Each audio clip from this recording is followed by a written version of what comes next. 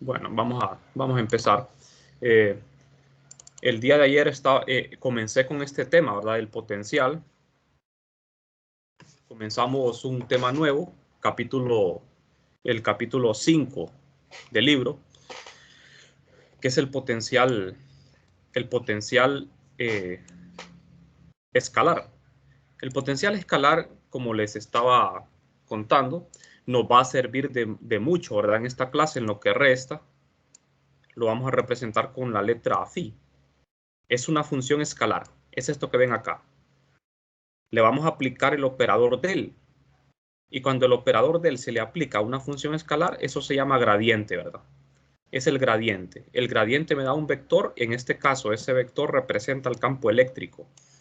Entonces, ¿qué es lo que vamos a hacer con el potencial? Pues fácil. Lo que vamos a hacer con el potencial de ahora en adelante es que en vez de calcular el campo eléctrico directo, vamos a calcular primero potencial y luego el campo. Y también con el potencial vamos a obtener la energía eléctrica de interacción entre cargas puntuales, ¿verdad? O distribuciones de carga. O sea que el potencial nos va a dar una gran ayuda a nosotros. Bueno, aquí está resumido todo lo que hicimos ayer, ¿verdad? Encontramos el potencial eléctrico. El campo eléctrico es el gradiente del potencial, el negativo. Este signo menos de acá aparece cuando hacemos la operación, ¿verdad? A partir de la definición de campo, obtenemos esta ecuación y ahí es donde aparece ese signo menos. Bueno, esta ecuación la obtuvimos por deducción, ¿verdad? Porque si el campo eléctrico es el gradiente, nosotros sabemos de que el rotor de un gradiente es cero. Entonces, como el campo es un gradiente, el rotor del campo tiene que ser cero.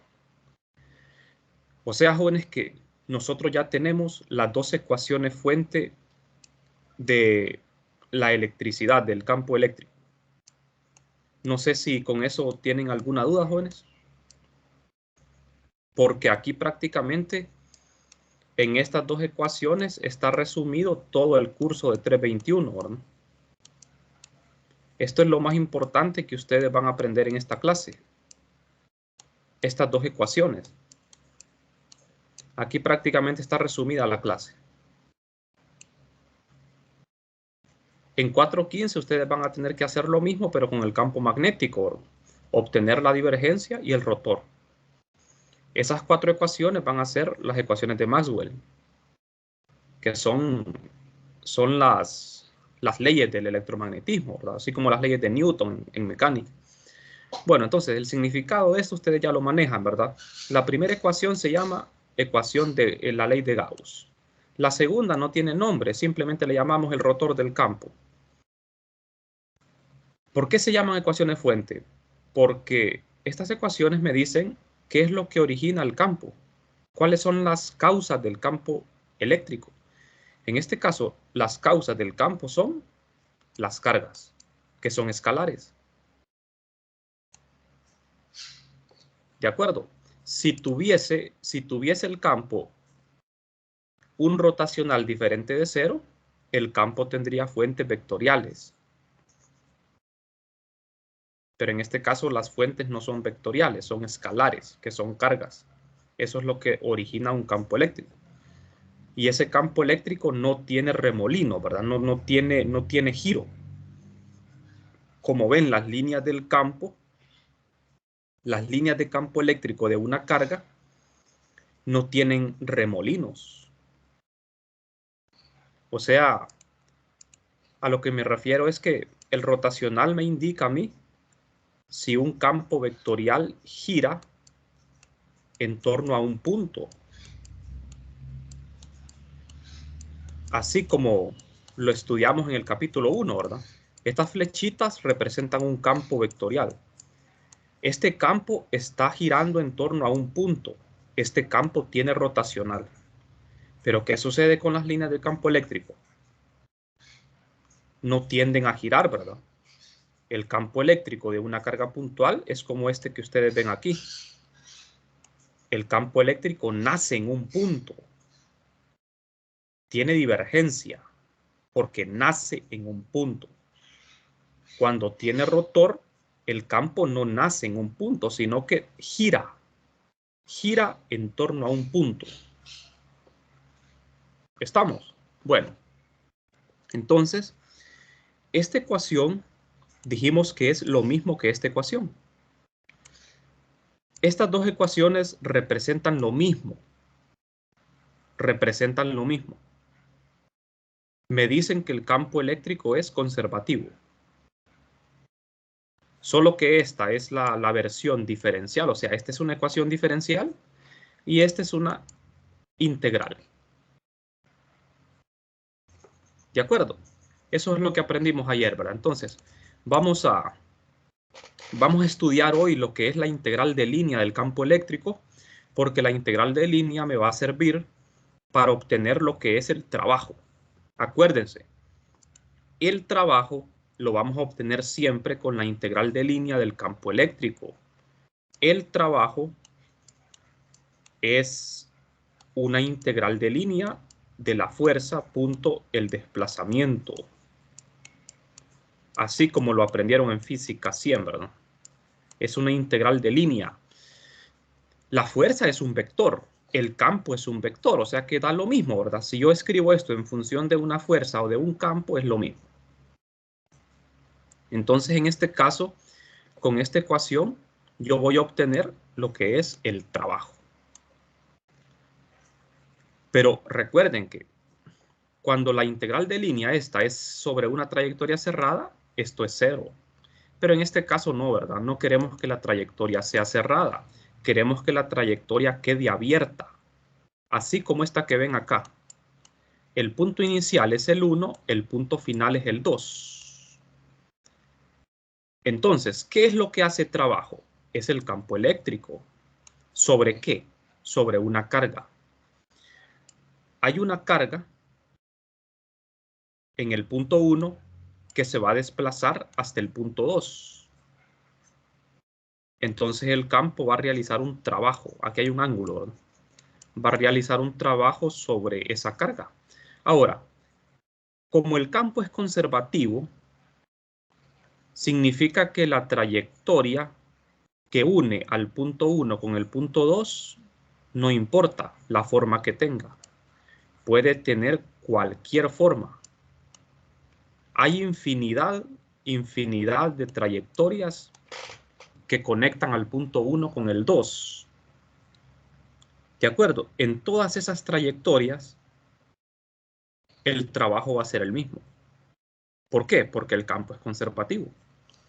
¿Y qué pasa si el punto 1 y el punto 2 coinciden? La trayectoria es cerrada y el trabajo es 0.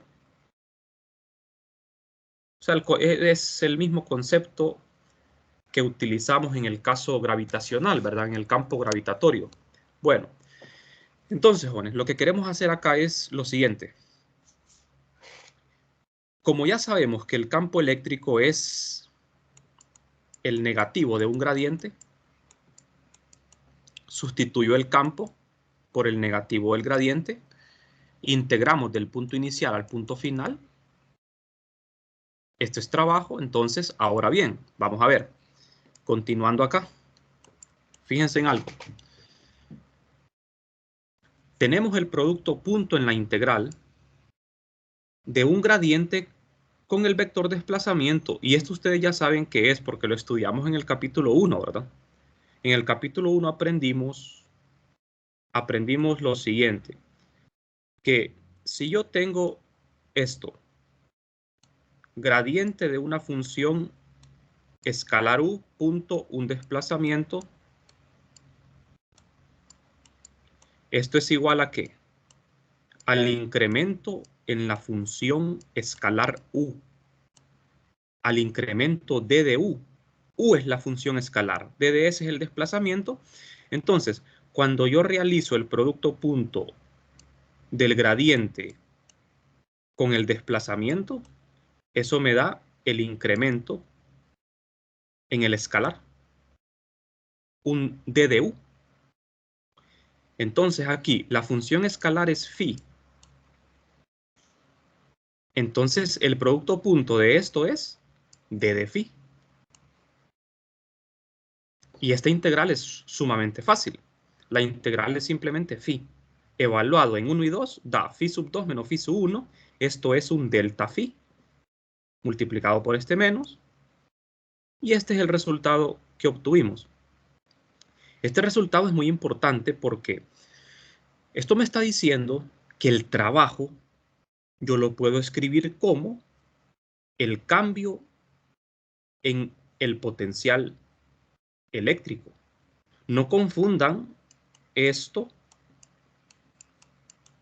con esto. Este es el operador nabla y este es un cambio, un delta, un cambio, una resta, ¿verdad?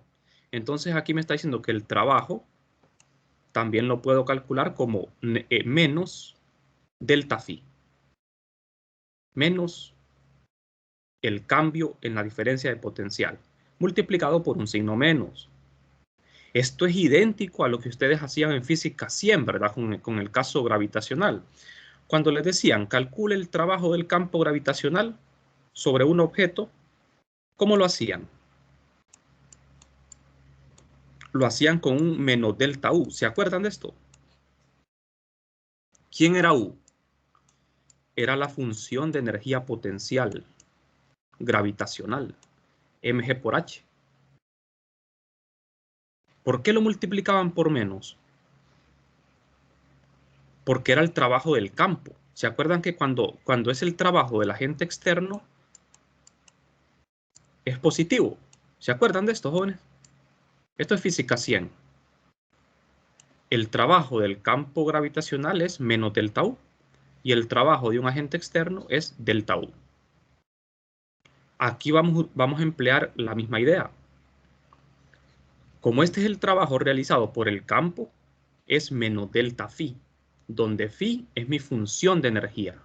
Es como la U. Entonces, cuando me pidan el trabajo de un agente externo, por ejemplo, si vengo yo y agarro la carga y la muevo del punto 1 al punto 2, quien está realizando trabajo soy yo, el agente externo. Entonces el trabajo va a ser con un signo más. ¿Estamos? No sé si tienen alguna pregunta, jóvenes.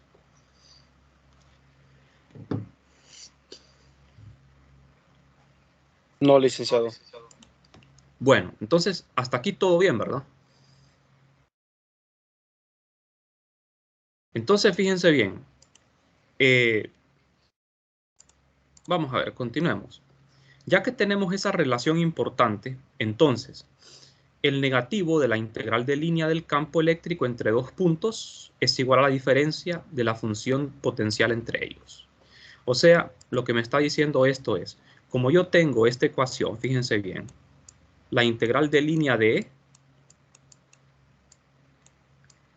es igual a menos delta phi. Si yo despejo para delta phi, me queda esto. Miren, esto que está aquí es el delta phi. Phi sub 2 menos phi sub 1. El signo menos multiplicamos por menos ambos lados, ¿verdad? De manera que aquí queda positivo y acá queda negativo. Es exactamente lo mismo. Entonces, jóvenes, vamos a ver. Esta ecuación que ven aquí es la que nosotros vamos a emplear en la mayoría de los casos para encontrar una diferencia de potencial o trabajo. Que es lo mismo. Cuando yo calculo la diferencia de potencial, ese es el trabajo. Entonces, vamos a ver. Este método me va a servir para encontrar potencial también. De hecho, este es el método más sencillo para encontrar el potencial eléctrico en un punto. Acuérdense la clase de ayer, vamos a ver. En la clase de ayer aprendimos, ¿verdad? Que cuando yo quiero calcular un potencial, ¿qué hago? El potencial lo puedo calcular directamente con esta expresión, ¿verdad? Carga entre R. Así. 1 entre 4pi epsilon por Q entre R. Así puedo calcular un potencial de forma directa, de una carga puntual. Pero con este método yo puedo hacer los cálculos más sencillos cuando se trate de distribuciones continuas de carga. Ahí vamos a ver ejemplos de cómo aplicar esta ecuación. Entonces, jóvenes, ¿qué es lo que voy a necesitar yo aquí para aplicar esta ecuación? Voy a necesitar conocer el campo eléctrico, integrar el campo a lo largo de una trayectoria, de una línea, y phi sub 1 va a ser un punto de referencia que yo voy a escoger de manera conveniente para despejar para la incógnita que va a ser phi sub 2. O sea, jóvenes, vamos a ver. En resumen, el objetivo es que primero calcular el potencial y con el potencial calcular el campo eléctrico, sacando el gradiente del potencial. Este es el procedimiento lógico, ¿verdad? Primero conocer phi y después derivar para encontrar E. Pero con este método vamos a hacerlo al revés. Vamos a conocer primero el campo eléctrico y después el potencial. Porque el potencial en algunos casos es más complicado de obtener que el campo eléctrico. Y en otros casos es al revés, es más fácil obtener el potencial que el campo. Por ejemplo, en casos de simetría, así como la simetría esférica, cilíndrica o plana, con la ley de Gauss yo puedo calcular el campo eléctrico de manera fácil. Y después de encontrar ese campo puedo calcular el potencial usando esta ecuación. Entonces, es cuestión de conveniencia, ¿verdad? Es cuestión de saber qué es lo que conviene hacer primero, si calcular el potencial o calcular el campo. Bueno, aquí pueden ver ustedes que en la figura tengo un sistema de coordenadas elegido de forma arbitraria, ¿verdad? Lo colocamos aquí, en un punto arbitrario. A partir de este sistema de coordenadas, localizamos el punto P1 y el punto 2, el punto inicial y final. A través de la trayectoria verde se va a desplazar una carga y el campo va a realizar trabajo sobre ella. Entonces, en el punto 1 hay un potencial 1 y en el punto 2 un potencial phi sub 2. Ahora bien, jóvenes, vamos a hacer aquí un pequeño paréntesis para acordarnos de algo muy importante. Ustedes no sé si recordarán cuando vimos el gradiente de una función que el gradiente es un vector que es perpendicular a las curvas de nivel, ¿verdad? Creo que todos recuerdan eso, ¿verdad? Bueno, no tengo un espacio aquí para escribir, pero lo voy a dejar bueno, lo voy a explicar al final de la clase. Vamos a ver, continuemos. Vamos a suponer ahora que deseamos mover una pequeña carga de prueba positiva desde el punto 1 al 2 por la trayectoria que se muestra en esta figura. Entonces, cuando esta carga de prueba se desplaza desde el punto 1 hasta el 2 a través de la trayectoria verde, el campo va a realizar trabajo sobre ella. Ahora bien, evidentemente, como dice acá, por sí sola, la carga adquiere una aceleración, ¿verdad? En la dirección de la línea de fuerza debido a la fuerza electrostática. Vamos a ver, analicemos esto. Ya sabemos que la fuerza eléctrica es la carga por el campo eléctrico. Esta carga, si ustedes la dejan solita en este campo eléctrico, la carga se va a acelerar. Es positiva la carga. ¿Qué va a pasar? La carga se va a acelerar. ¿En qué dirección? Se va a acelerar en la dirección del campo, en la dirección de las flechas. ¿Por qué? Porque yo puedo ver de que este campo eléctrico tiene divergencia positiva, o sea, este campo es creado por una carga positiva, porque las flechas van hacia afuera. Entonces, ¿qué sucede con dos cargas positivas? Se repelen. Esta carga positiva que crea este campo está fija en el espacio. Si esta carga de prueba la dejo solita aquí, la carga se va a acelerar porque es repelida. Se va a acelerar. Va a ir incrementando su rapidez. ¿Estamos, jóvenes? Entonces, vamos a ver. Yo lo que quiero es que esta carga se mueva del punto 1 al 2. Y que se mueva del punto 1 al punto 2 en equilibrio. O sea, que no acelere. Yo no quiero que la carga se acelere. Yo quiero que esta carga se mueva con rapidez constante. ¿Por qué razón? Bueno, eso lo vamos a explicar a continuación. Vamos a ver. Necesitamos una fuerza mecánica, jóvenes, adicional. Fuerza mecánica. Está la fuerza eléctrica sobre la carga y va a haber una fuerza mecánica. La fuerza eléctrica ya sabemos quién es, ¿verdad? Entonces, para desplazar la carga Q a lo largo de C de 1 a 2, de preferencia en un estado de equilibrio, o sea, que la carga no acelere. De manera que cuando un cuerpo está en equilibrio, la sumatoria de fuerzas es 0. Que esté en equilibrio no significa que esté en reposo, sino que puede estar moviéndose con velocidad constante o en reposo. Entonces, en la sumatoria de fuerzas que actúan sobre la carga, vamos a tener dos fuerzas, la fuerza mecánica y la fuerza eléctrica. La suma de las fuerzas es 0. A ver, la fuerza mecánica puede ser un objeto externo que esté empujando la carga en contra del campo para mantenerla en equilibrio y que no acelere. ¿Estamos? Nosotros no vamos a estudiar cargas acelerándose, ¿verdad? Ese no es el objetivo de esta clase. Vamos a estudiar cargas en equilibrio o en reposo.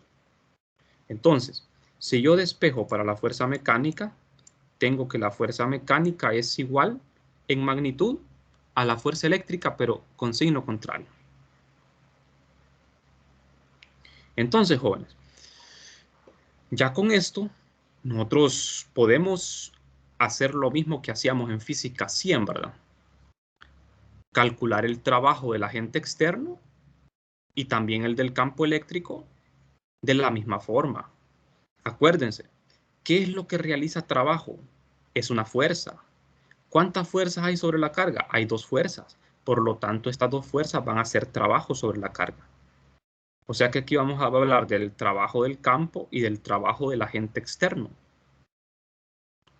Ambos trabajos los voy a calcular de la misma forma. ¿De acuerdo? Ambos trabajos los voy a calcular de la misma manera.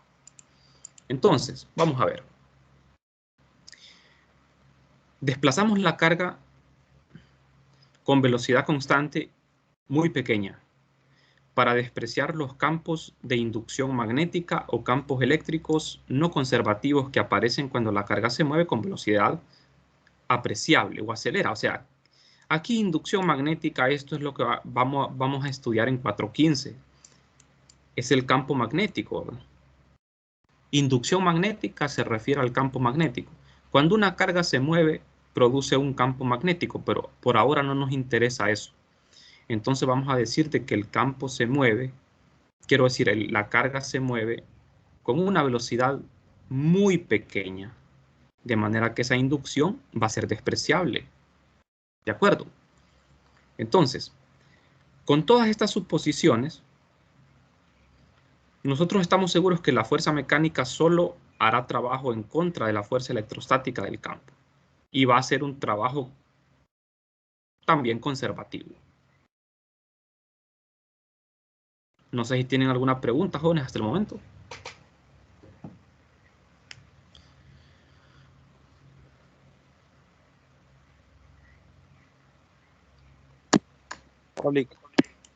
Bueno, entonces podemos seguir. Ya vamos a ver. Lo que queremos obtener, jóvenes, aquí es el trabajo y la energía potencial eléctrica. No es lo mismo potencial eléctrico que energía potencial eléctrica, ¿verdad? Eso no es lo mismo. Entonces, vamos a ver. el trabajo mecánico externo y la energía potencial. Vamos a ver. El trabajo mecánico realizado en contra de una fuerza conservativa es igual a un cambio de energía potencial. Entonces, vamos a ver. Si la fuerza mecánica y la fuerza eléctrica suman 0, están en equilibrio, entonces se cumple esto, que el trabajo de la fuerza mecánica es igual al cambio en la energía potencial. El cambio en la energía potencial eléctrica es esto que ven acá. Exactamente lo mismo que ustedes aprendieron en física 100. U en física 100 era la energía potencial gravitacional. Entonces aquí, jóvenes, ¿quién es U? U va a ser la energía potencial eléctrica, que la vamos a escribir en función del potencial eléctrico. Eso es lo que vamos a ver a continuación. Y fíjense que estamos usando la misma ecuación, miren. El trabajo del campo eléctrico va a ser el negativo del delta U. Y el trabajo mecánico es el trabajo del agente externo. Va a ser positivo delta U. Pero ese delta U es el mismo. Ahora bien, ¿quién es U? Pues vamos a ver. El trabajo mecánico, dijimos de que es una integral de línea, pero integral de línea de la fuerza. De la fuerza. ¿Podemos escribir esto en términos del campo eléctrico? Claro que sí, claro que sí. Eso es lo que vamos a ver. Entonces, integramos la fuerza a lo largo de la trayectoria que va de 1 a 2, esta trayectoria verde. Y como sabemos de que el trabajo es el delta U, aquí estamos usando el trabajo mecánico, ¿verdad? Entonces, sustituyo la fuerza mecánica por la fuerza eléctrica. Ya sabemos de que la fuerza mecánica es el negativo de la fuerza eléctrica. Lo sustituyo acá, miren. Entonces, ¿quién es la fuerza eléctrica? La fuerza eléctrica sobre una carga es la carga multiplicada por el campo. Sustituyo entonces la fuerza eléctrica por menos la carga por el campo, por este signo menos, ¿verdad? La carga, como es constante, la puedo sacar de la integral. ¿Y qué es lo que me queda aquí entre corchetes, jóvenes? ¿Se acuerdan de esto, jóvenes? ¿Qué era esto? Esto que está entre corchetes es el delta phi. Lo que está entre corchetes es el delta phi. Entonces el trabajo mecánico es carga multiplicada por delta phi o delta U. ¿Estamos? El trabajo sería la carga por el delta phi, cambio en energía potencial, y la carga por el cambio en energía potencial es el delta U. Son dos formas de escribir el trabajo. En términos de la energía potencial, recuerden, U es energía potencial. Phi es potencial, no es lo mismo. La energía potencial es una función compartida entre dos cargas. Para que exista energía, tienen que haber dos cargas, mínimo. Para que exista potencial, solo tiene que haber una carga. Una carga crea un potencial en el espacio, pero la energía potencial solo existe si tenemos una pareja de cargas. ¿Estamos, jóvenes? Entonces, vamos a ver. Ya que tenemos esto, entonces podemos seguir. Tengo lo que está entre corchetes. Ya sabemos de qué es el delta phi. Y esto es el cambio en energía. Entonces, sustituyo acá, miren. Yo sé, ¿verdad?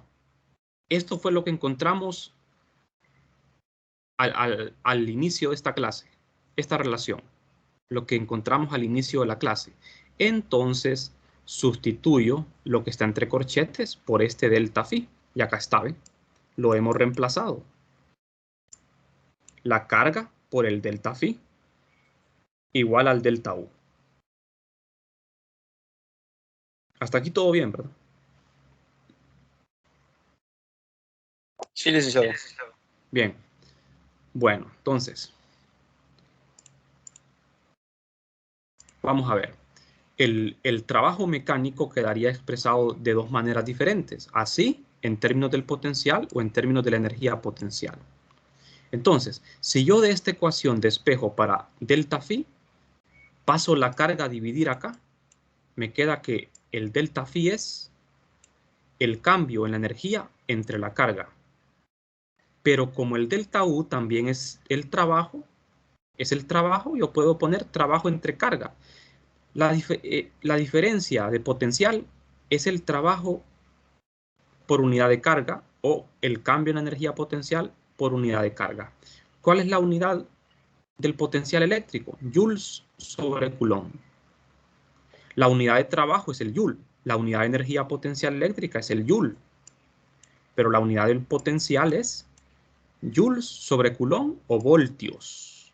Recuerden, el potencial se mide en voltios o Joules sobre Coulomb.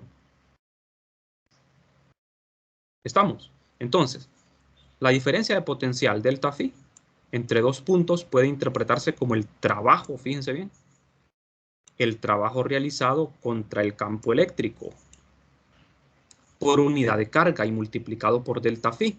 Por Q obtenemos el cambio en energía potencial electrostática al ir de un punto a otro.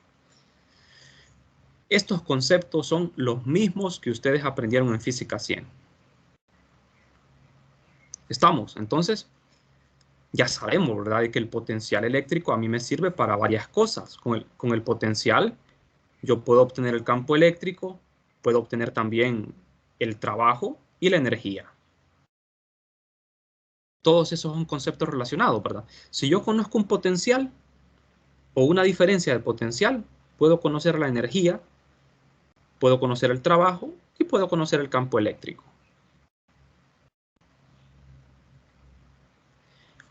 Esto que estamos haciendo aquí, jóvenes, es para cargas puntuales, que es el tema más simple.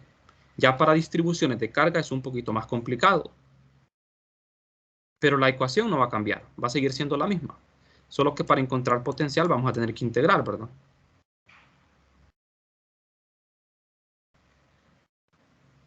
Bien. Vamos a ver. Entonces, nos falta definir quién es U. Eso es lo que vamos a hacer ahora. ¿Quién es U? Ya tenemos esta relación. El delta. Delta U es carga por diferencia de potencial. Entonces, el delta U es esto. U final menos U inicial, que es carga por el potencial final menos el potencial inicial. Aquí es bastante obvio que los términos individuales U sub 2 es carga por phi sub 2. En general, el potencial, la energía potencial U es igual a carga por el potencial. Así de simple. Esta es la expresión general.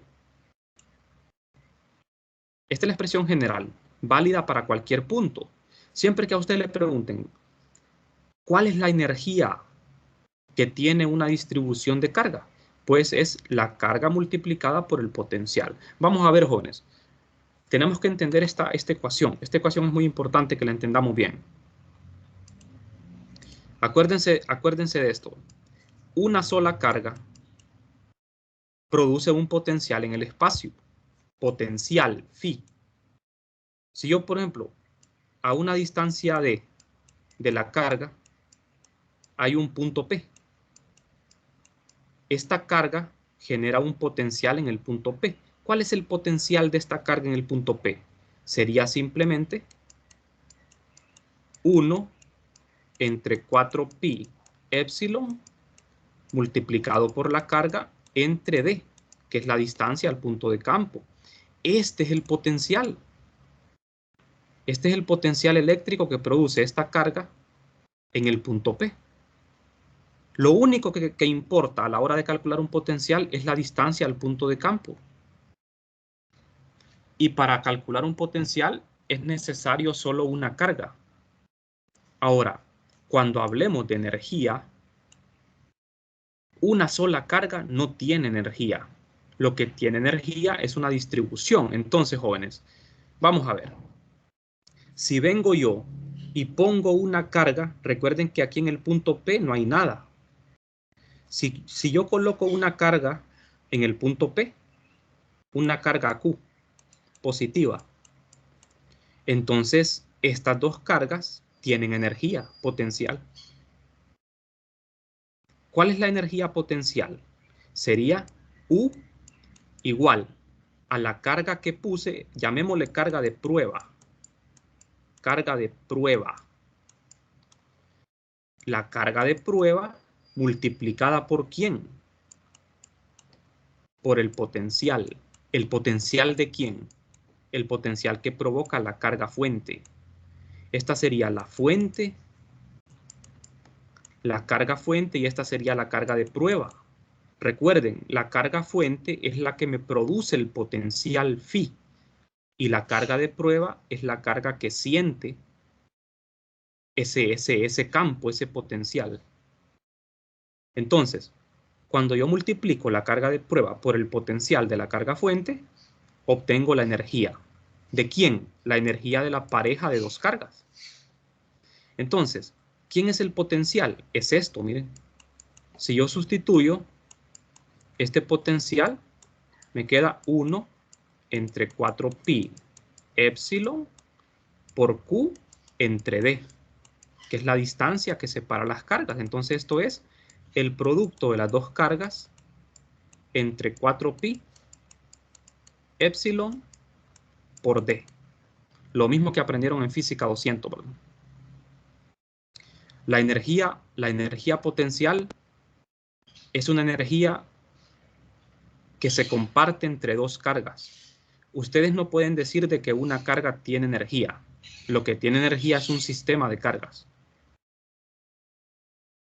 ¿Estamos? No sé si quedó claro el ejemplo, jóvenes. Sí, Lick, sí quedó claro. Bueno, entonces recuerden, ¿verdad? Diferenciar entre potencial y energía potencial. Podemos tener varias cargas también. Yo puedo tener cualquier cantidad de cargas y calcular la energía. Ahora, el potencial solo se calcula para una carga a la vez. Bueno. Entonces, veamos.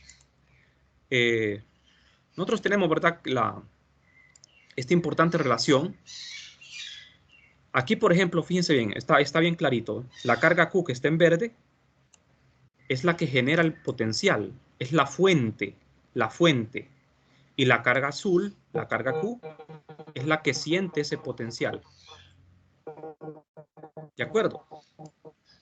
Esta es la distancia R que separa las dos cargas. Entonces, usted aquí, inmediatamente, si usted conoce el potencial en ese punto, solo lo multiplica por la carga Q y ya tiene la energía. Bastante sencillo, ¿verdad? Bastante fácil. Bueno, jóvenes, con esto vamos a finalizar la clase de hoy, jóvenes. No sé si tienen alguna pregunta. Vamos a dejar los ejemplos para la siguiente clase el lunes. Vamos a resolver algunos ejemplos, problemas, para ir agarrando práctica en esto, ¿verdad? Recuerden que el potencial de una carga puntual lo pueden chequear en el libro. Lo calculamos de esta forma. Es un escalar. El potencial es un escalar. 1 entre 4pi epsilon por la carga entre R. Esta Q es la carga fuente. R es la distancia de la carga al punto de campo. Claro, esa R la van a tener que calcular así como lo sabemos, restando los vectores de posición. Pero lo que va aquí abajo es R magnitud.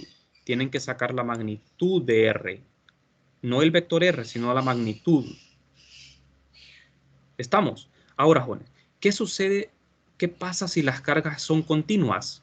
Si yo tengo una línea de carga, si tengo una superficie o tengo un volumen de carga, ¿qué sucede? ¿Cómo se calcula el potencial? Pues integrando. lo que tengo que hacer es, si tengo una línea, sustituyo la carga lambda de ds entre R. Y si tengo una superficie, en vez de lambda por dds, pongo sigma por dda. Y si tengo un volumen, sería ρ por d de tau. Eso lo pueden chequear en el libro. Eso lo vamos a ver el lunes, la otra semana. Bastante simple. O sea, recuerden, estas son las formas directas de calcular un potencial. Hay maneras indirectas de calcular potencial. La manera indirecta es conociendo primero el campo eléctrico y después el potencial. Y esta es la forma directa. Bien, pues no sé si quedó claro todo o tienen alguna pregunta.